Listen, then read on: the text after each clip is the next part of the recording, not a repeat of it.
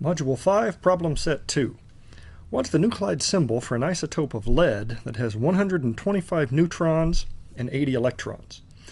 Okay, recall the nuclide symbol consists of the chemical symbol, a superscript that is the mass number, and then potentially a charge carried by the atom.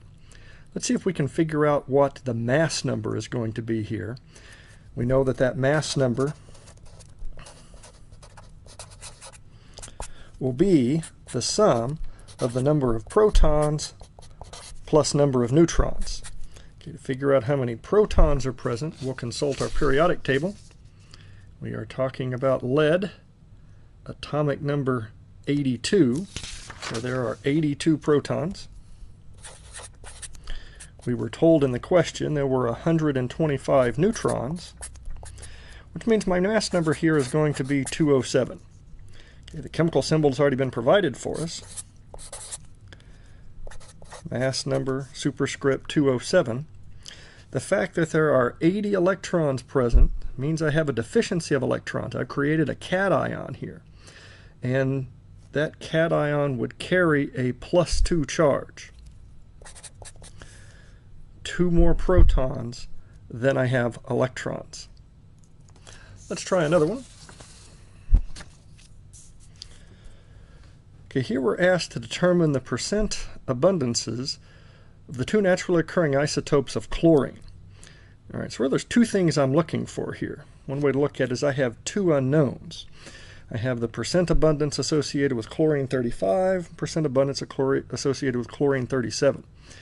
Okay, we recognize when we work this type of problem, we're not really working in terms of the percentages in that percent form, but instead in terms of a decimal form. So let me set up a couple of unknowns. Let's call X the percent abundance in decimal form for chlorine 35. And let's call Y the percent abundance in decimal form associated with chlorine 37. Okay, one of the 2 equations I'm going to use here to identify these 2 unknowns is a simple one. If there are only 2 naturally occurring isotopes, the sum of those percentages in decimal form would have to be 1. In other words, X plus Y would have to equal 1. What would the other equation look like? Well, we know that atomic mass off the periodic table is the weighted average, accounting for the percent abundance and mass of each of the individual isotopes. Okay, so we know what that weighted average is by consulting the periodic table. The atomic mass for chlorine is 35.4527. 35.4527. And that would have to be equal to X times the mass associated with the chlorine 35 isotope, 34.96885, plus Y times the atomic mass of that particular isotope,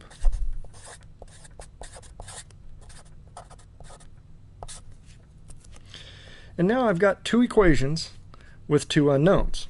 Okay, let's set about solving those 2 equations.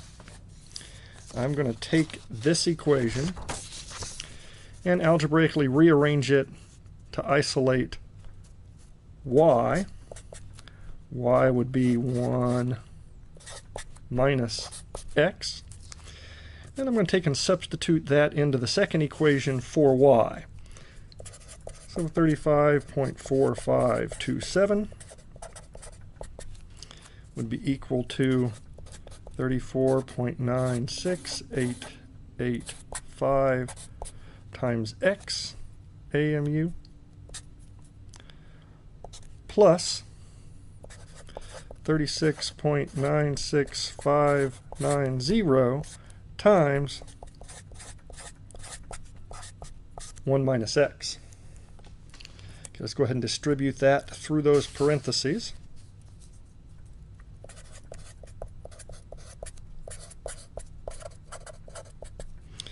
And let's see what we get.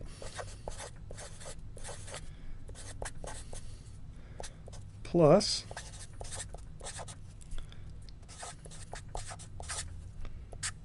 minus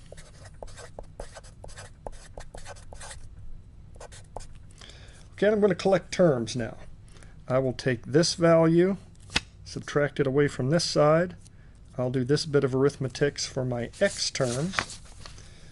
Okay, I do that, and here's what we get. Minus 1.5132. Recognize I did subtraction there. I knew this there to the 10,000ths place. I knew this one passed that. So when I do that bit of subtraction, I'm justified in keeping 4 places past the decimal. I collect the x terms together.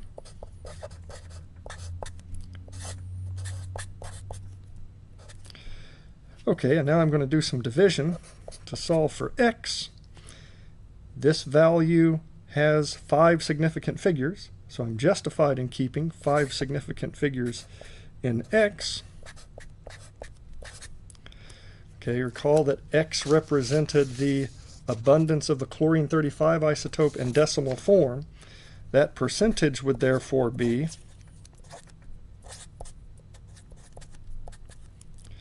75.772%.